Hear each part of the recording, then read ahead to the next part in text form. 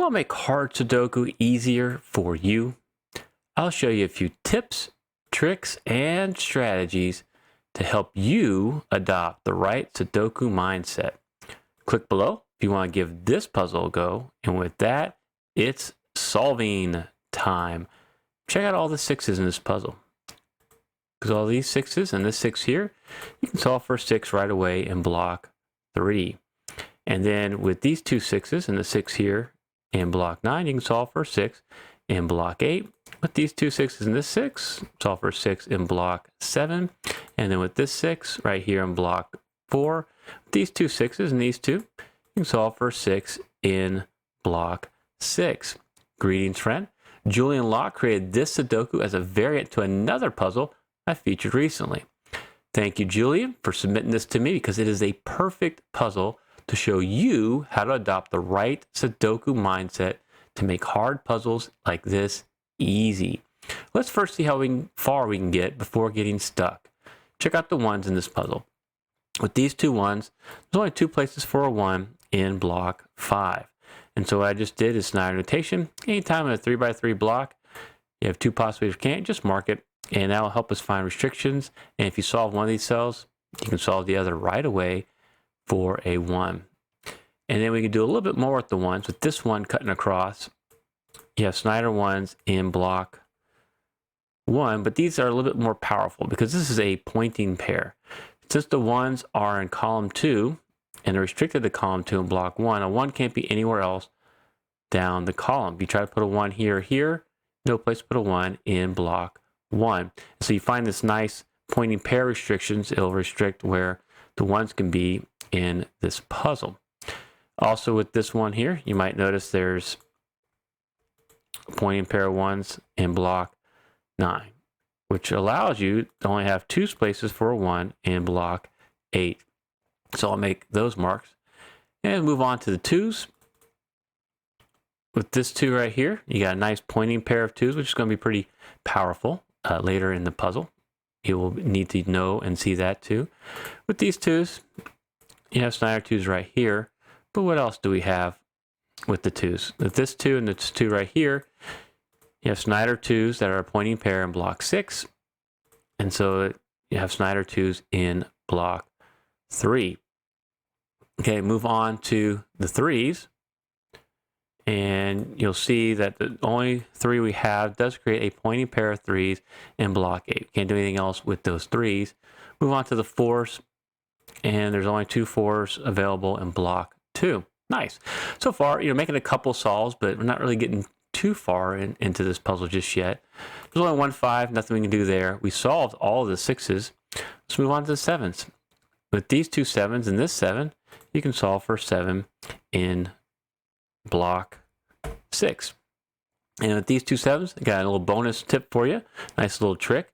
You'll notice there's Snyder 7s right here in block 3. And since the 2 and the 7 are the same 2 spots, this is a hidden pair. You'll notice this whenever you see the Snyder notation on top of each other. And so the 2 and 7 are restricted to the same 2 cells in block 3. Nothing else can go there. You can eliminate all other candidates.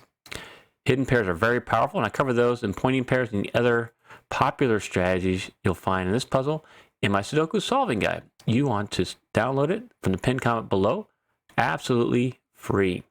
And we're going to keep on going until we get stuck, because you are going to get stuck in this puzzle unless you know and adopt the right Sudoku mindset. What else can we do with the 7s? Well, with this 7 and this 7, we have a pointing pair of 7s in block 7.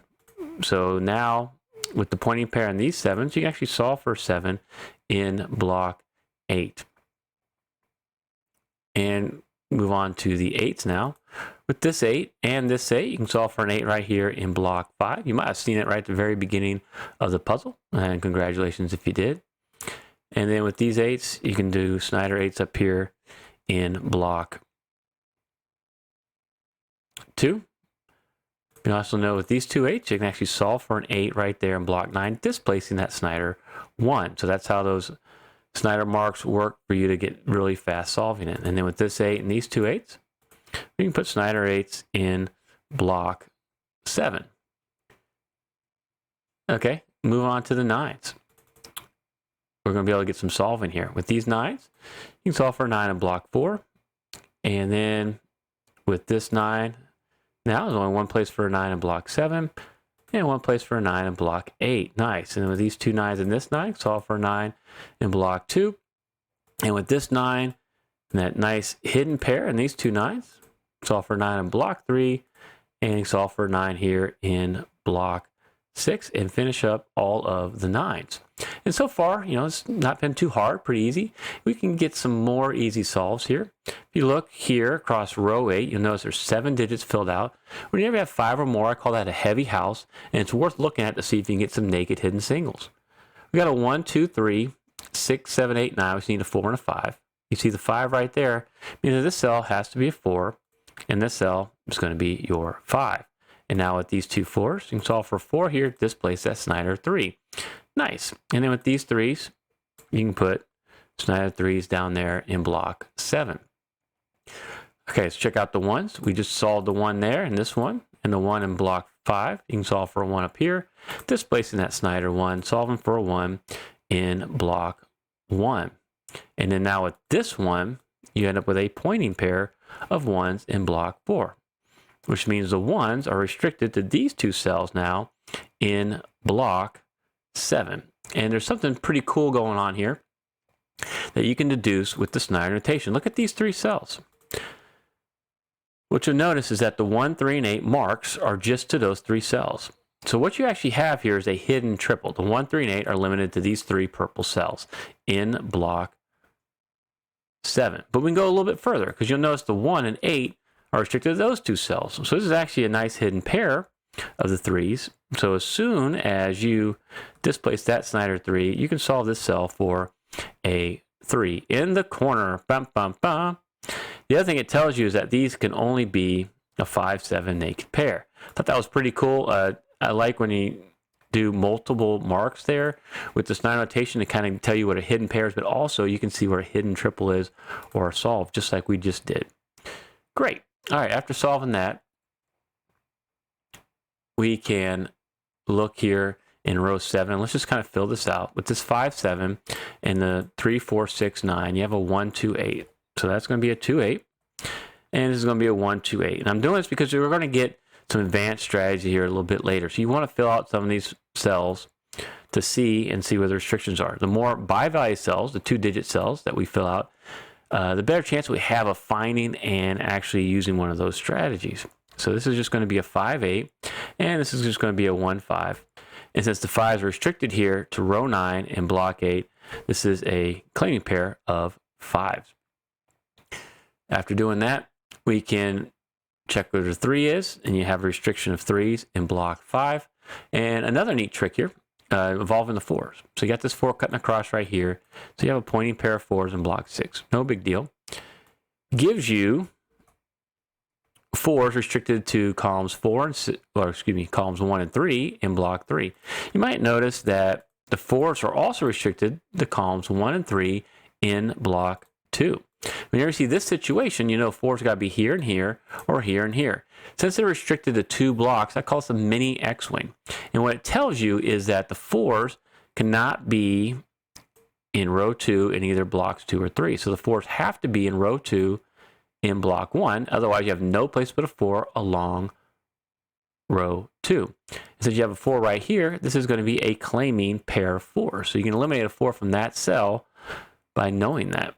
Okay, I just wanted to point that out to you. It's a nice, neat trick there. That whenever I see that situation, I know I can do some more restrictions. Okay, after doing the 4s, we got the 3 right here coming up. You get a pointing pair of 3s. So a 3 can't be in this cell. We'll need to keep note of that. And then that is getting close to the spot where we're going to get hard stuck. We do have one more thing we can do. You have a heavy house here across row 3. You got a 1, 5, 6, 8, 9. You need a 2, 3, 4, and a 7. What you might notice is that the 3 and the 4 look at this cell, and 3, 4 also looks at this cell. And so the only place that 3 or 4 can go along row 3 is right here. So that's a hidden pair 3, 4. It means this is a naked pair 2, 7. And you might have seen the 2, 7 first. And that would tell you that a 2 couldn't be in this spot anymore. We basically eliminated 2 from that cell. Awesome. So we got hidden pair there, naked pair there, and that's as far as you can get with normal strategies. You know, we're pretty hard stuck here unless we know something else to get us through here. And this is how I'm going to help you adopt the right mindset. You have two choices at this point, technique-wise. You can either look for single candidate strategies, or you can revert to the Bivalue cell strategies and look one or the other. We're going to look at the single candidates first. Before I get into that, I want to hear from you. What did you do at this point in the puzzle? Please, please drop it in the comments, share it with the other viewers. I'm learning so much from the ways you solve puzzles, and so do the other viewers. Help me grow the best Sudoku community on YouTube. In order to see where we go next, you'll notice with this 2-7 here and the 1-6-8-9, we have a 3-4-5 naked triple to finish block 3. And since the 4s are restricted here, that's just going to be a 3-5. We create another Bivalue cell. Okay. And after doing that, you can notice here you have 6 candidates, cells filled out. The 1, 2, 6, 7, 8, 9 is just a 3, 4, 5. That'll be a 3, 5 as well. Okay, I fill that out and look in block 6 because this is where the action is going to be here. The 1, 6, 7, 8, 9, you got 2, 3, 4, 5 right there. So this can't be a 4. This can't be a 2. Right? And this cannot be a 3. Okay. And so what you might notice here is we're going to go to the single candidate strategies. Check out the ones. Where can the ones be? Here, and they can be here, they can be here, and they can be there. Are there any special advanced strategy we can use with that? Nope. Let's move on to the 2s. Again, we got a decent amount of 2s here. 2 there, 2 there, 2's here, 2's there. Oh, because of the pointing pair, can't be there. Alrighty. And 2's there. And you'll look. Can't do anything else with this situation with the 2's. There we go. Mark those 2's in there as well. Just make sure you know there are 2's in block 8 still. All right, but how about the 3's? How about the 3's? Doesn't look very promising, but let's take a closer look. 3's can be there. 3's can be there. They can be here, there, there, these spots, and these spots. Okay. What is going on with the 3's? What you want to look for are called conjugate pairs. That means the 3's are restricted to 2 cells, exactly 2 cells in a row, column, or a block. If you look right here in row 3, the 3's are restricted to 2 cells. And then come down here to row 5. They're also restricted to 2 cells. They happen to share a column right here. All right, I'm going to highlight that in purple. And then the tips are in 2 different columns, but in the same 3x3 band. This is also called a tower. Same 3x3 band. This is powerful stuff because if this is a 3, anything that sees it cannot contain a 3, right? If it's not a 3, it automatically puts a 3 right here, which makes this not able to be a 3. And then you'd put a 3 right here. Okay? What you see is that either this cell is a 3. If it's not a 3, this cell has to be a 3. At least one of these yellow cells has to be a 3, no matter how we do it. And the magic is behind the fact we have conjugate pairs here. They share a column, and they're in the same 3x3 band. And so that means we can eliminate a 3 in any cell that sees both these yellow cells. This is great. So these 2 cells right there, you can eliminate a 3. Because you put a 3 there, you put 3's in those 2 cells, and you put a 3 here, no 3's there, and the only place to put the 3 would be in these 2 cells for rows 3 and 5. That'll break the puzzle. Not good. This is called a Sudoku skyscraper, and it's kind of a sideways skyscraper where one's going across row 3 and the other one's a little bit longer across row 5.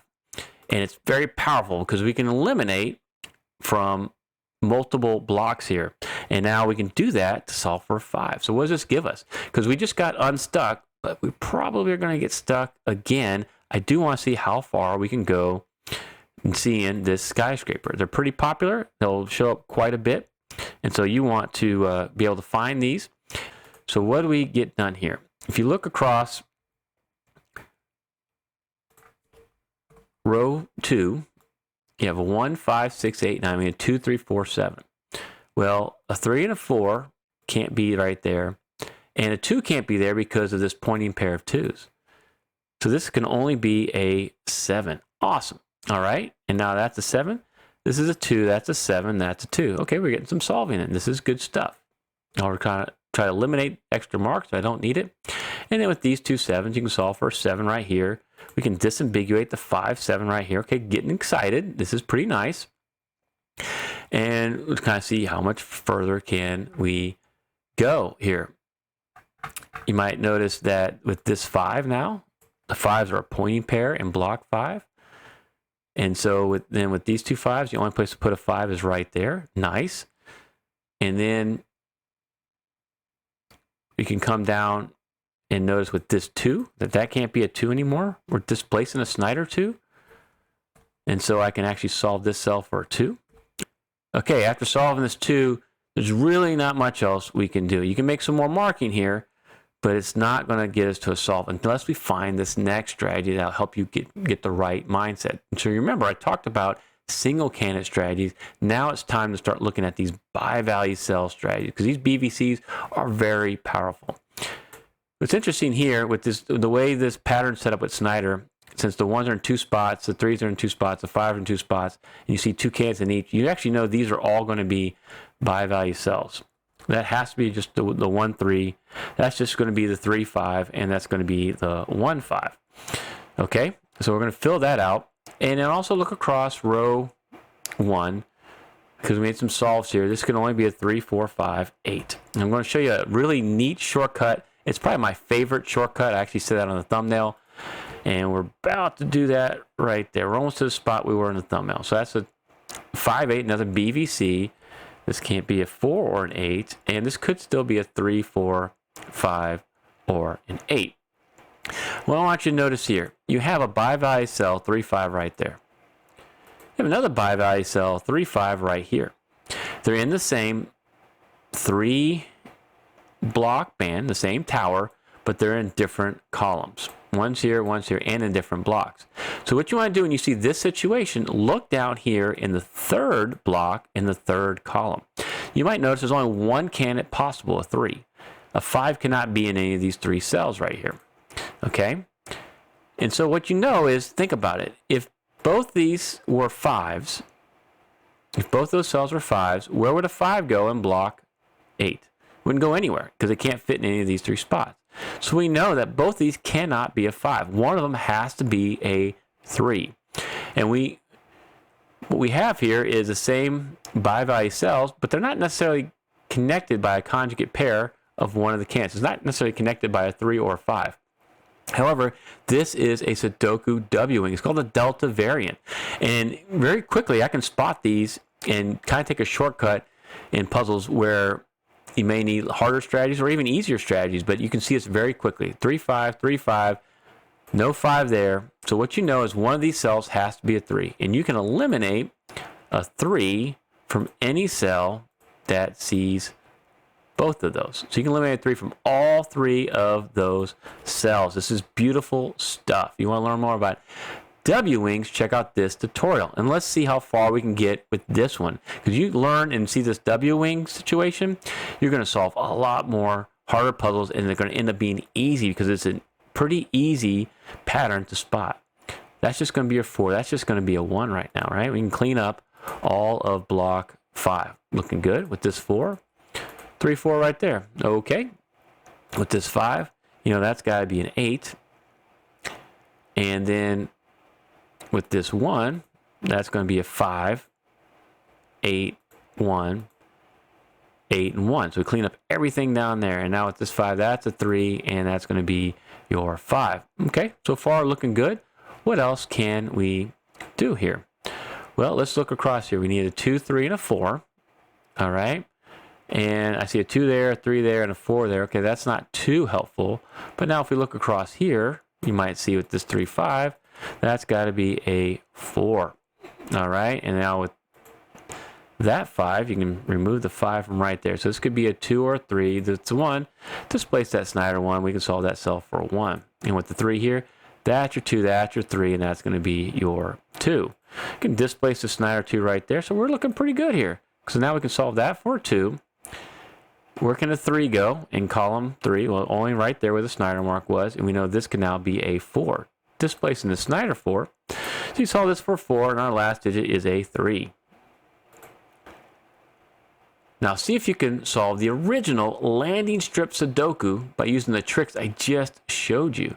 Thank you so much for watching.